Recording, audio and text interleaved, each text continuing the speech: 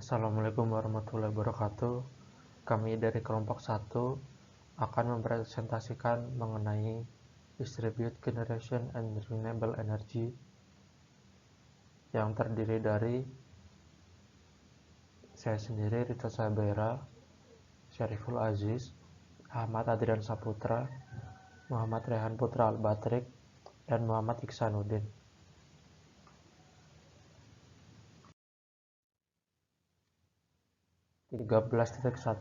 Introduction. Energi terbarukan memiliki banyak jenis, termasuk angin, matahari, hidro atau air, panas bumi, dan biomasa atau bahan limbah. Semua energi terbarukan kecuali tenaga pasang surut dan panas bumi dan bahkan energi bahan bakar fosil pada akhirnya berasal dari matahari. Sekitar 1% sampai 2% energi yang berasal dari matahari dikonversi menjadi energi angin. Saat ini, sumber energi terbarukan yang paling banyak dan paling umum adalah angin dan matahari, yang akan dibahas secara singkat dalam bab ini. 13.2 Renewable Energy. Saat ini, penerapan teknologi terbarukan yang terbesar kecuali hidro yang telah dilakukan adalah tenaga angin dengan sebesar 95 gigawatt di seluruh dunia pada akhir tahun 2007. Pada tahun 2003, energi terbarukan menyumbang sebesar 13,5% dari total energi primer dunia, yang dapat dilihat pada grafik sebelah kiri, dengan rincian sebesar 2,2%. Dari 13,5% itu berasal dari tenaga air, sebesar 10,8% berasal dari energi terbarukan dan limbah yang mudah terbakar atau biomasa, dan 0,5% berasal dari panas bumi, matahari, dan angin. Meskipun energi terbarukan yang mudah terbakar digunakan untuk panas, kontribusi untuk pembangkit listrik agak berbeda, di mana untuk tenaga air berkontribusi sebesar 15,9% yang terletak di grafik sebelah kanan, 15,9%, dan panas bumi, matahari, dan angin. Dan juga bahan bakar berkontribusi sebesar 1,9% untuk pembangkitannya. Kapasitas pembangkit listrik tenaga air di dunia lebih dari 800 gigawatt, dan kapasitas energi angin yang berkembang pesat telah mempertahankan pertumbuhan gabungan sebesar 25% selama lebih dari 1 dekade dan sekitar 60 gigawatt pada akhir tahun 2005. Selain itu, pada tahun 2003, produksi listrik dunia dari hidro sekitar 2.654 TWh, dan semua energi terbarukan lainnya disediakan sebesar 310 TWh. 13.3 Impact of Dispersed Storage and Generation.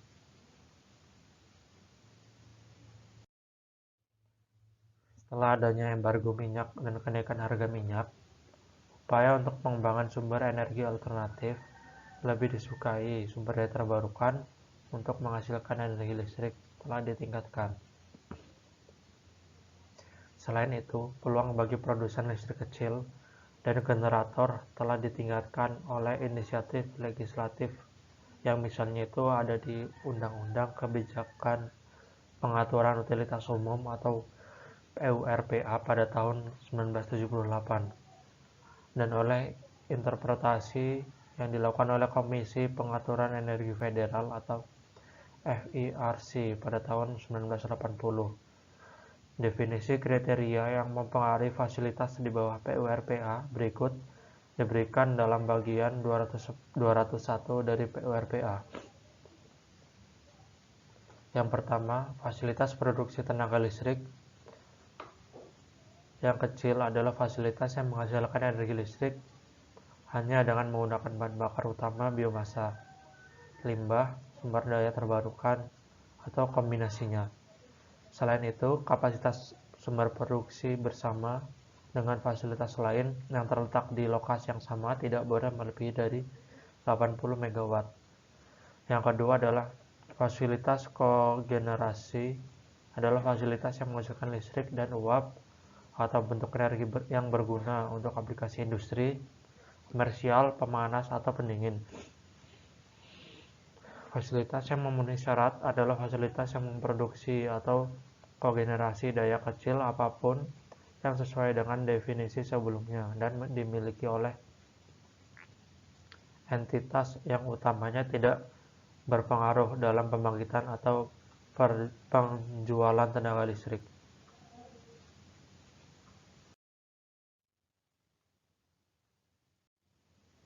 Secara umum, generator ini berukuran kecil, biasanya berukuran mulai dari 100 kW hingga 10 MW, dan dapat dihubungkan ke salah satu sisi meteran.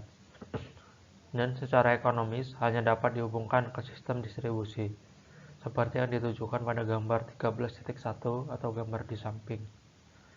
Mereka didefinisikan sebagai perangkat penyimpanan dan pembangkitan terdispersi atau DSG. Jika direncanakan dan dioperasikan dengan benar, DSG dapat memberikan manfaat bagi sistem distribusi dengan mengurangi kebutuhan kapasitas, meningkatkan keandalan, dan mengurangi kerugian. 13.4 Integrating Renewable into Power System.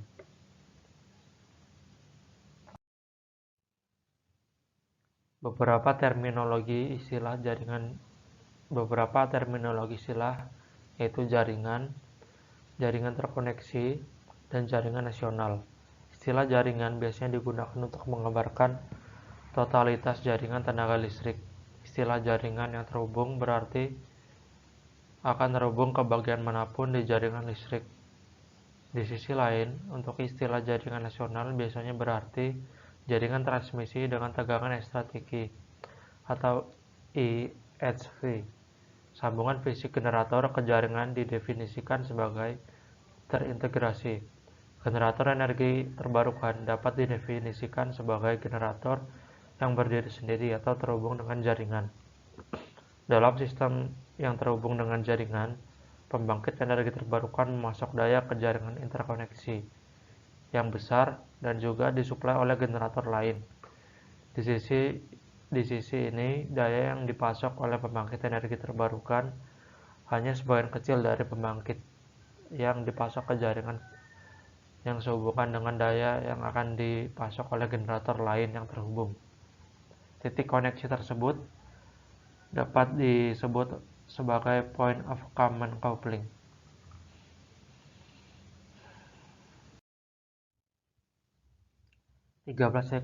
Distributed generation.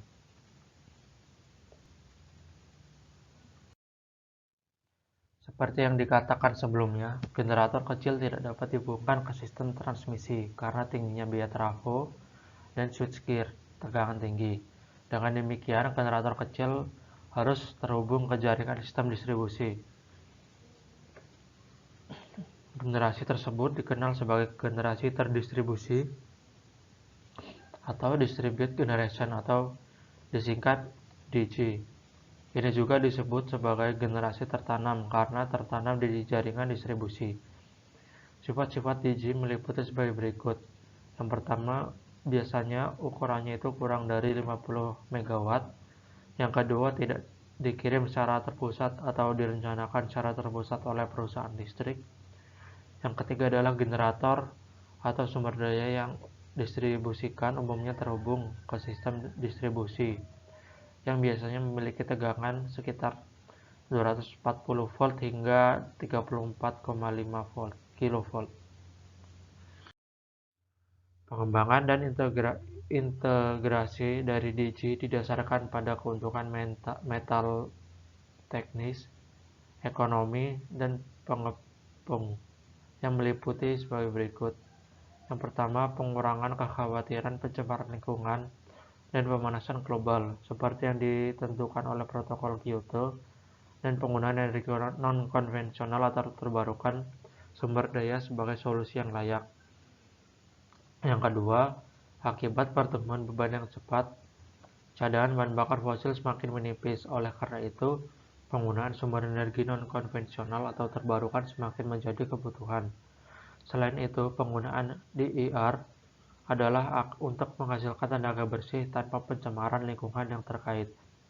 DER biasanya merupakan unit modular dengan kapasitas kecil karena kepadatan energinya yang lebih rendah dan ketergantungan pada kondisi geografis suatu wilayah. Yang keempat, kualitas dan keandalan daya secara keseluruhan meningkat karena kontribusi operasi DER yang berdiri sendiri dan terhubung ke jaringan dalam augmentasi pembangkitan. Integrasi di DG tersebut semakin meningkat karena lingkungan yang dideregulasi dan akses terbuka ke jaringan distribusi. Efisiensi energi pembangkit secara keseluruhan meningkat dan juga polusi termal lingkungan menurun karena penggunaan DG seperti pembangkit kogenerasi atau CHP. 13.6 Renewable Energy Penetration. Proporsi energi listrik atau daya yang disuplai dari turbin angin atau dari sumber energi terbarukan lainnya biasanya disebut sebagai penetrasi. Penetrasi rata-rata ditentukan oleh persamaan berikut. Average penetration itu merupakan hasil pembagian dari energi tahunan dari generator energi terbarukan dibagi oleh total energi tahunan yang dikirim ke beban. Istilah penetrasi rata-rata yang digunakan ketika bahan bakar atau CO2 penghematan emisi sedang dipertimbangkan. Namun untuk tujuan lain, termasuk sistem kontrol, menggunakan definisi berikut, yaitu instantaneous penetration merupakan hasil bagi dari daya dari generator energi terbarukan dibagi oleh hasil bagi dari daya dari generator energi terbarukan dibagi oleh total energi tahunan yang dikirim ke beban.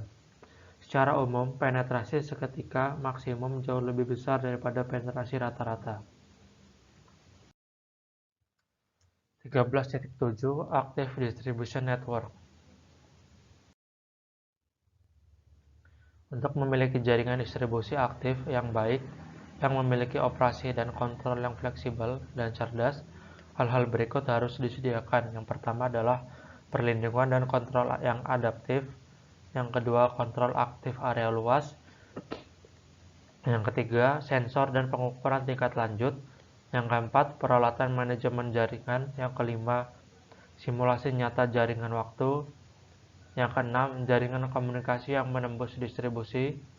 Yang ketujuh, pengetahuan dan ekstraksi data dengan metode cerdas.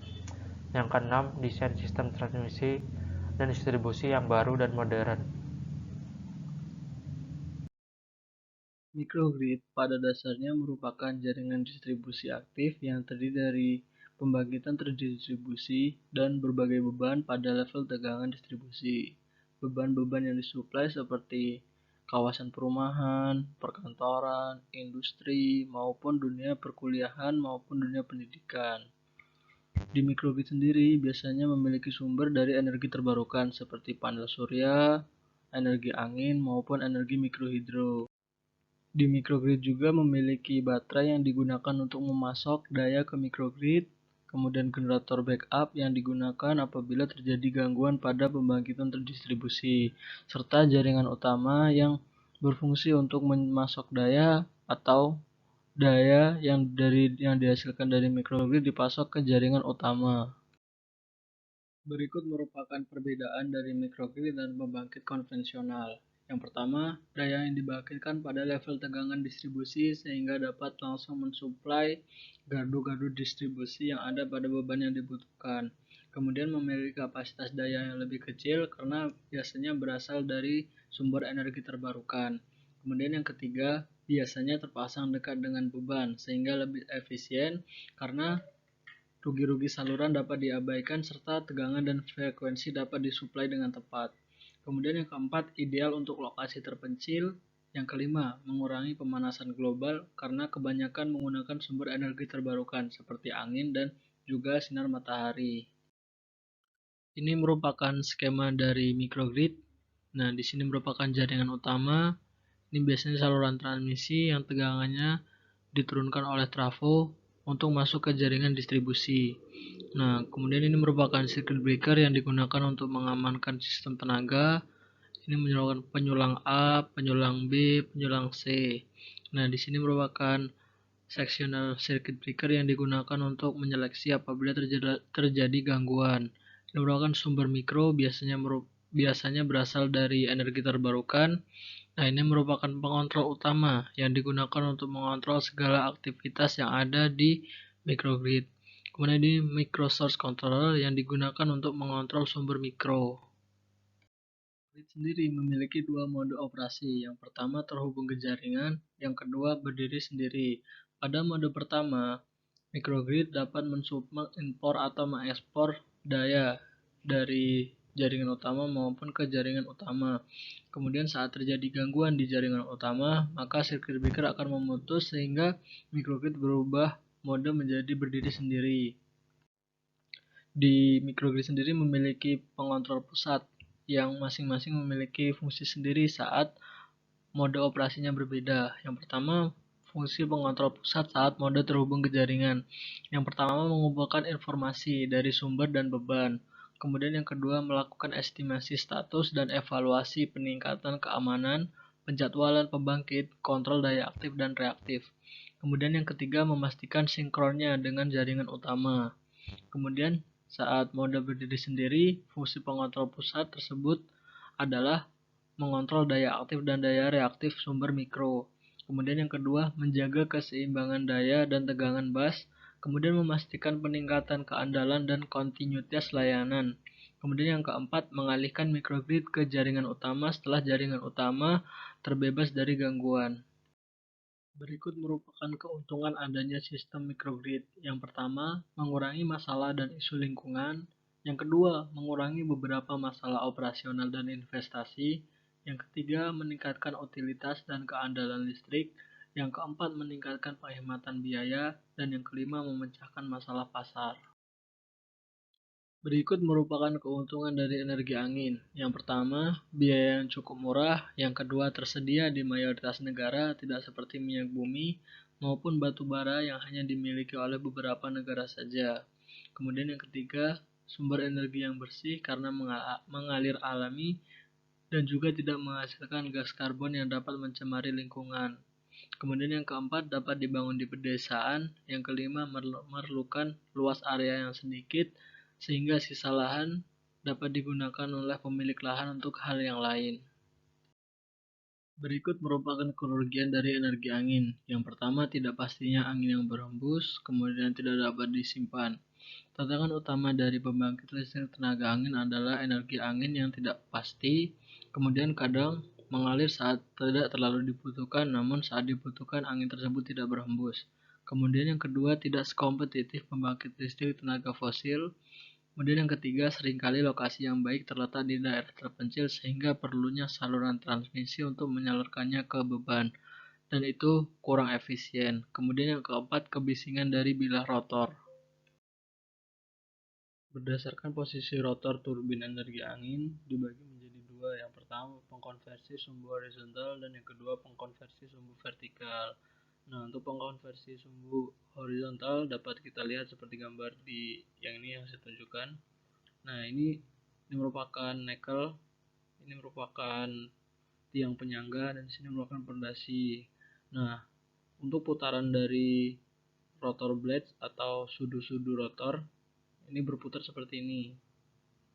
Kemudian ini merupakan luas area yang dihasilkan oleh putaran dari rotor tersebut. Nah, untuk yang pengkonversi vertikal seperti ini. Jadi generator, kemudian gearbox ini terletak di sini. Dia berputarnya seperti ini.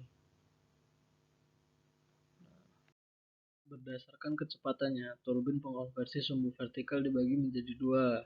Yang pertama, turbin pengkonversi sumbu horizontal dengan rotasi cepat dan yang kedua, turbin pengkonversi sumbu horizontal dengan rotasi lambat. Berdasarkan arah rotornya, turbin pengkonversi sumbu horizontal dibagi menjadi dua. Yang pertama upwind turbine dan yang kedua downwind turbine. Nah, upwind ini yang paling umum terlihat. Untuk upwind ini angin mengenai rotor terlebih dahulu, baru mengenai tiang. Dan biasanya konstruksinya di sini tidak fleksibel karena yang ditakutkan kalau fleksibel saat angin berkecepatan tinggi dia akan mengenai tiang dan merusak dari turbin itu tersendiri. Dan yang kedua jenis downwind turbine ini angin mengenai tiang terlebih dahulu baru mengenai bilah-bilah rotor. Berdasarkan bentuk rotornya, turbin pengkonversi sumbu vertikal dibagi menjadi 4. Yang pertama, turbin Savonius, yang kedua, turbin Darius, yang ketiga, turbin Giromil, dan yang keempat, cycloturbines.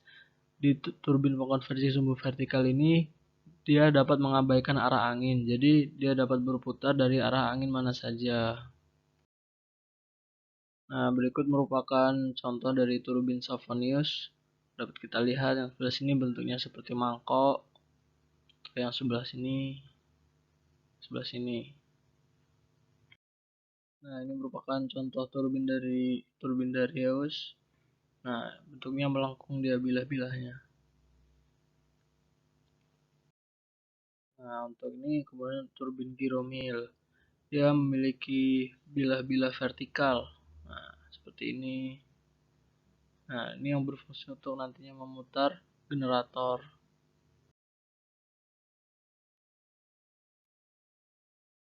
Ada 3 jenis mesin listrik yang dapat mengubah tenaga mekanik menjadi tenaga listrik, yaitu DC generator, alternator sinkron, dan generator induksi. Dengan mengatur kecepatan generator, yaitu turbin angin dan atau medannya, tegangan DC dapat dipertahankan dengan kisaran tertentu. Pengaturan kecepatan biasanya dilakukan dengan mengubah pitch baling-baling. Jika tegangan DC dirasakan, kekuatan medan dapat divariasikan sesuai dengan kontrol tegangan yang dibangkitkan. Arus medan dan medan magnet meningkat dengan kecepatan operasi. Tegangan jangkar dan torsi listrik juga meningkat dengan kecepatan.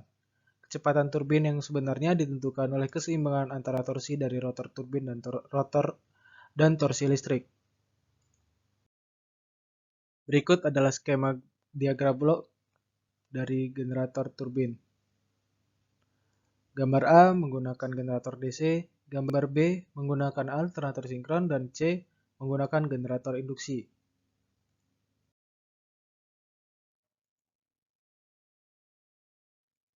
Turbin angin kecepatan konstan. Skema kontrol pada turbin ini selalu ditujukan untuk memaksimalkan penangkapan energi dengan mengontrol torsi rotor atau output daya saat angin kencang dengan mengatur sudut pitch. Adapun kelebihan dan kekurangan dari turbin ini adalah yang pertama, kelebihannya memiliki konstruksi yang sederhana, kuat, dan desain yang hemat listrik. Yang kedua, sangat andal karena memiliki lebih sedikit bagian. Tidak ada harmonisa arus yang dihasilkan karena tidak ada konversi frekuensi. Kemudian biaya modal yang lebih rendah dibandingkan dengan turbin angin kecepatan variabel. Kekurangannya yang pertama secara aerodinamis kurang efisien. Yang kedua rentan terhadap tekanan mekanis dan lebih berisik. Turbin angin kecepatan variabel. Pada turbin ini memiliki dua metode untuk mengendalikan operasi turbin dalam hal perubahan kecepatan dan perubahan pitch blade. Strategi pengendalian yang biasanya digunakan adalah strategi pengoptimalan daya dan strategi pembatasan daya. Strategi pengoptimalan daya digunakan ketika kecepatan angin di bawah nilai pengenal. Ini mengoptimalkan penangkapan energi dengan menjaga kecepatan konstan berdasarkan TSR optimal. Namun, jika kecepatan berubah karena variasi beban, generator mungkin kelebihan beban untuk kecepatan angin di atas nilai nominal. Untuk mencegah hal ini, metode seperti kontrol torsi generator digunakan untuk mengontrol kecepatan. Adapun kelebihan dan kekurangan dari turbin ini adalah, yang pertama, kelebihan dari turbin ini mengalami tekanan mekanis yang lebih sedikit dan memiliki kapasitas penangkapan energi yang tinggi. Kedua, efisien secara aerodinamis dan memiliki torsi transien rendah. Kemudian tidak memerlukan sistem redaman mekanis karena sistem listrik dapat memberikan redaman secara efektif. Kemudian tidak mengalami masalah sinkronisasi atau penurunan tegangan listrik karena memiliki kontrol listrik yang kaku. Kekurangan dari turbin ini adalah desain turbin yang mahal, membutuhkan strategi pengendalian yang kompleks, memiliki efisiensi listrik yang rendah.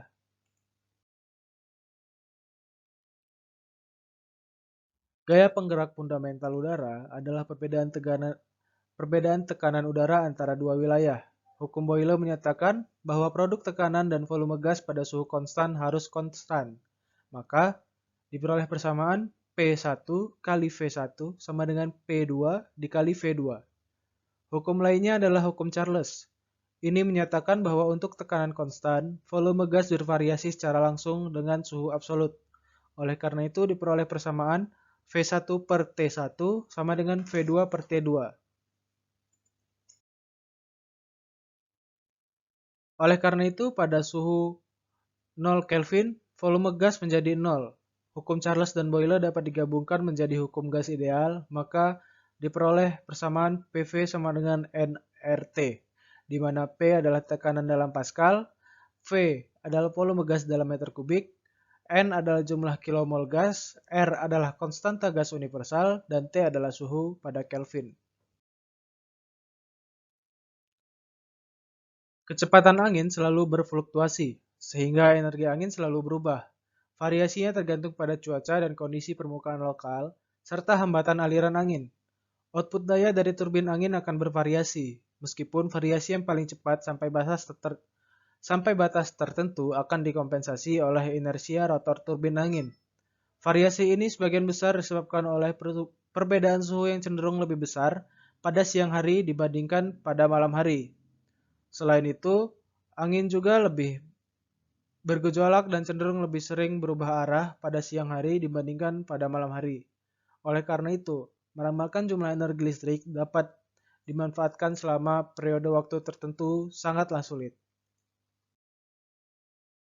Sebuah generator angin hanya akan menangkap tenaga angin yang ditangkap oleh luas sapuan A yang diberikan dan dapat dinyatakan dalam watt dalam persamaan sebagai berikut, di mana rho A adalah massa jenis udara, A adalah luas penampang melingkar, R adalah jari-jari dari luas penampang, V adalah kecepatan angin.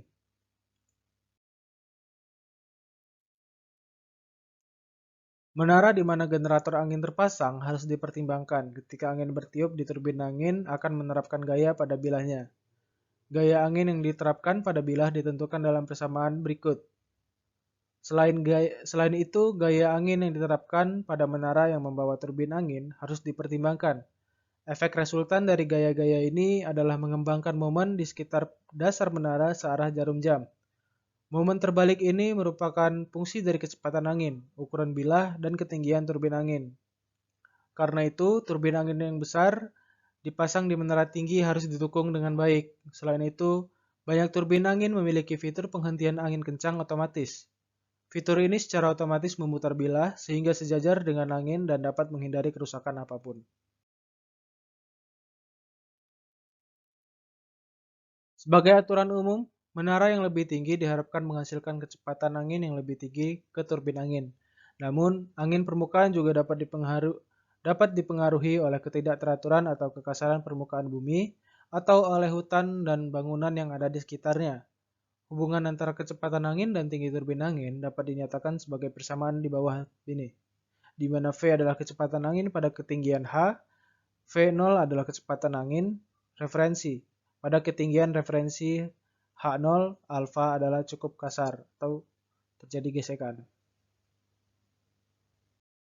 Komponen pada wind measurement umumnya terdiri dari anemometer untuk mengukur kecepatan angin dan fan untuk menentukan arah angin.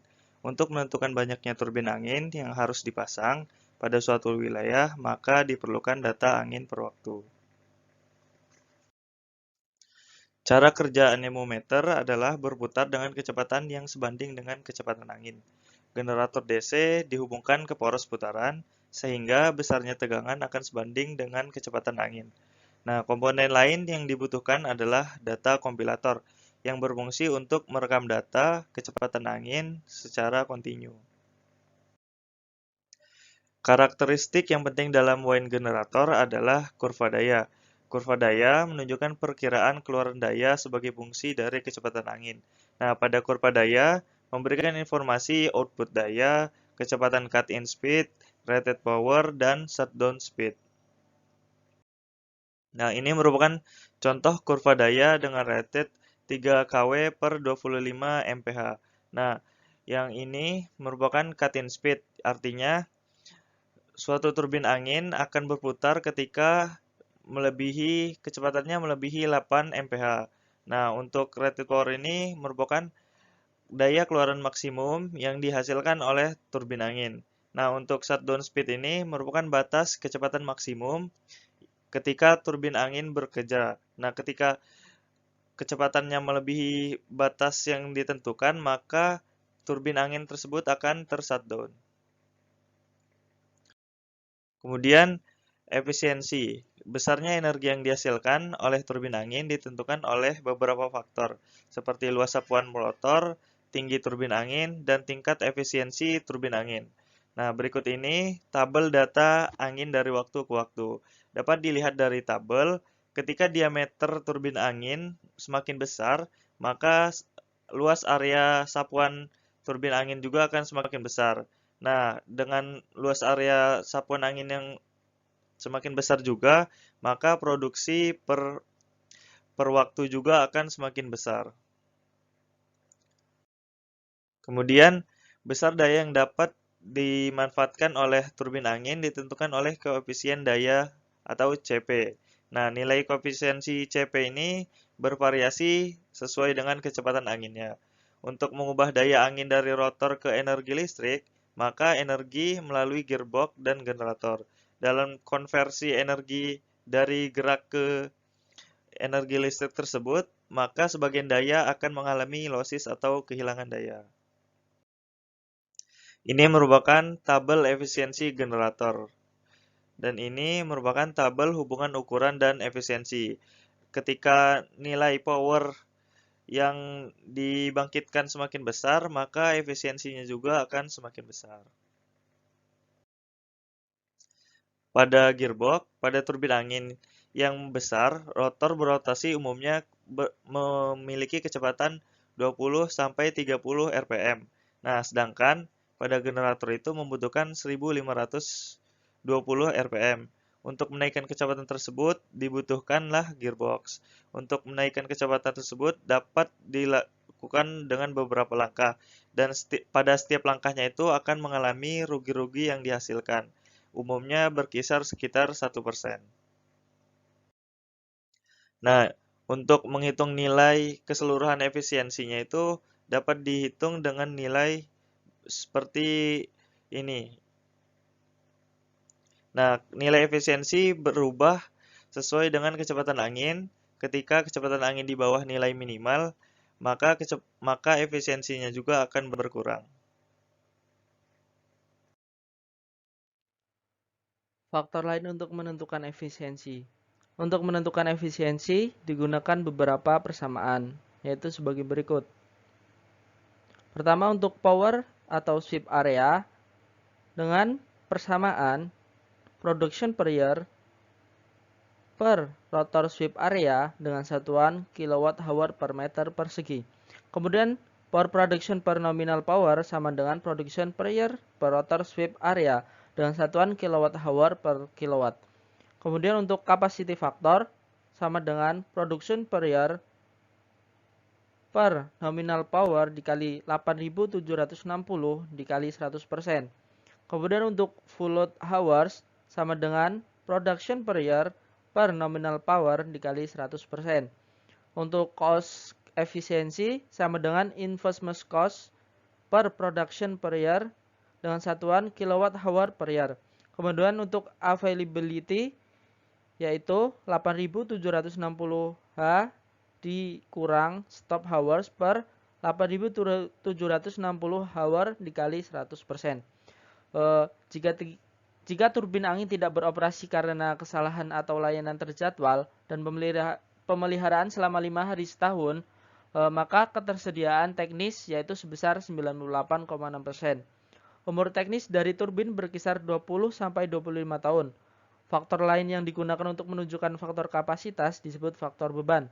Kemudian, setiap turbin angin memiliki nilai daya maksimum yang dapat bervariasi dari beberapa ratus watt menjadi 5000 kW atau sebesar 5 MW. Jumlah turbin tidak memberikan berapa besar daya yang dihasilkan. Namun untuk menentukannya menggunakan aturan praktis berikut, yaitu tenaga angin 1 MW menghasilkan 2 gigawatt hours per tahun di darat dan 3 gigawatt hours per tahun di lepas pantai. Untuk koneksi grid, yaitu istilah grid sering digunakan secara luas untuk menggambarkan totalitas jaringan secara khusus. Grid terhubung berarti terhubung ke bagian manapun dari jaringan. Istilah jaringan nasional biasanya berarti jaringan transmisi. Integrasi secara khusus berarti koneksi fisik generator ke jaringan dengan tepat memperhatikan operasi sistem yang aman dan selamat, dan kontrol generator sehingga sumber energi dimanfaatkan secara optimal. Integrasi tenaga generator dari turbin angin atau apapun sumber energi terbarukan lainnya pada dasarnya mirip dengan generator bertenaga bahan bakar fosil dan sedang berdasarkan prinsip yang sama. Kecepatan angin merupakan faktor utama dalam menentukan biaya listrik. Dalam arti, mempengaruhi energi menghasilkan dan kira-kira di lokasi dengan kecepatan angin 8 meter per detik akan menghasilkan listrik dengan sepertiga dari biaya untuk lokasi 5 meter per detik. Kecepatan angin sekitar 5 meter per detik biasanya dapat ditemukan pada lokasi yang jauh dari pesisir pantai.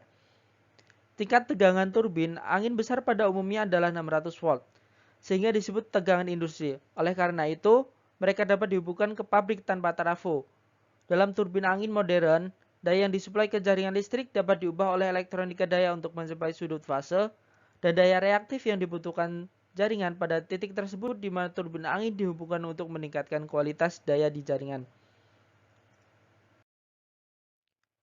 Integrasi pembangkit listrik tenaga angin ke dalam sistem tenaga listrik menghadirkan tantangan perencana dan operator sistem tenaga. Pembangkit angin secara alami beroperasi saat angin tertiup, dan tingkat daya yang dihasilkan bervariasi tergantung kekuatan angin. Fungsi utama angin adalah sebagai pengganti pembakaran bahan bakar fosil di unit pembangkit existing. Unit-unit ini menjaga keseimbangan dan keandalan sistem. Jadi tidak ada generasi konvensional baru dibutuhkan sebagai cadangan untuk pembangkit tenaga angin. Angin juga memberikan beberapa kemampuan membawa beban yang efektif dan oleh karena itu berkontribusi pada cadangan perencana tetapi bukan cadangan operasi harian. Variabilitas dan ketidakpastian angin memang meningkatkan biaya operasi dari bagian non-angin di sistem tenaga, tetapi umumnya dengan jumlah yang sedikit. Menurut Smith et al., studi integrasi angin yang dilakukan dalam beberapa tahun terakhir telah disediakan wawasan baru yang penting tentang dampak variabilitas dan ketidakpastian angin terhadap pengoperasian sistem dan biaya pengoperasian. Kesimpulan mereka adalah sebagai berikut. Pertama, beberapa studi dapat penetrasi angin yang sangat tinggi, yaitu berkisaran 25% energi dan kapasitas 35%. Telah menyimpulkan bahwa sistem tenaga dapat menangani penetrasi tinggi tanpa mengganggu pengoperasian sistem. Kedua, pentingnya pemodelan sumber daya angin yang terperinci telah ditunjukkan dengan jelas. Ketiga, pentingnya meningkatkan fleksibilitas pada bagian non-angin dari campuran pembangkit telah dibuktikan dengan jelas. Keempat, nilai perakiraan angin yang baik telah dengan jelas ditunjukkan untuk mengurangi biaya komitmen unit dalam kerangka waktu ke depan. Kelima, kesulitan dalam menjaga keseimbangan sistem dalam kondisi beban ringan dengan signifikan variabilitas angin merupakan masalah serius. Keenam, meskipun angin terutama merupakan sumber daya energi, ia memberikan jumlah tambahan kapasitas terpasang yang tersederhana tujuan perencanaan cadangan. Dan yang terakhir, adanya pembagian nilai yang besar fungsi penyeimbang wilayah yang luas dengan keragaman beban, generator, dan sumber daya angin. Di Amerika Serikat, potensi angin berada di daerah terpencil, sehingga terdapat permasalahan yaitu pemilik sistem tidak dapat membangun saluran transmisi tegangan tinggi baru ke daerah terpencil di mana mungkin terdapat sumber energi angin berpotensi tinggi tetapi hanya sedikit pembangkit atau beban yang ada karena pertimbangan aspek ekonomi. Tetapi jika kapasitas transmisi dibangun ke angka yang lebih rendah dari puncak, hal itu dapat menyebabkan kemacetan saat produksi angin lebih besar dari kapasitas transmisi. Artinya, pengembang angin mungkin merasa ekonomis untuk membangun kapasitas angin meskipun mereka tahu bahwa kemacetan dapat terjadi dan tetap ada untuk beberapa waktu. Dalam hal pembangunan saluran transmisi baru, tampaknya karena ada yang terbatas, perusahaan sedang berupaya menghilangkan kemacetan di koridor muatan tinggi. Juga di masa lalu, jaluran transmisi baru telah disetujui hanya jika terbukti ada kebutuhan untuk meningkatkan keandalan sistem. Karena ini, kekhawatiran perusahaan utilitas yang tertarik untuk membangun ladang angin belum mampu membangun pembangkit listrik baru di daerah terpencil. Namun kaya angin jika tidak ada saluran transmisi yang memiliki kapasitas untuk mentransfer keluaran pabrik ke pusat beban utama.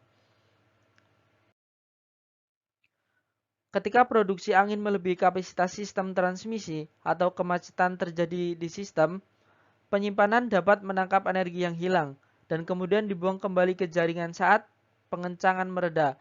Di sini, ide utamanya adalah menggunakan penyimpanan untuk meningkatkan kapasitas efektif potensi angin.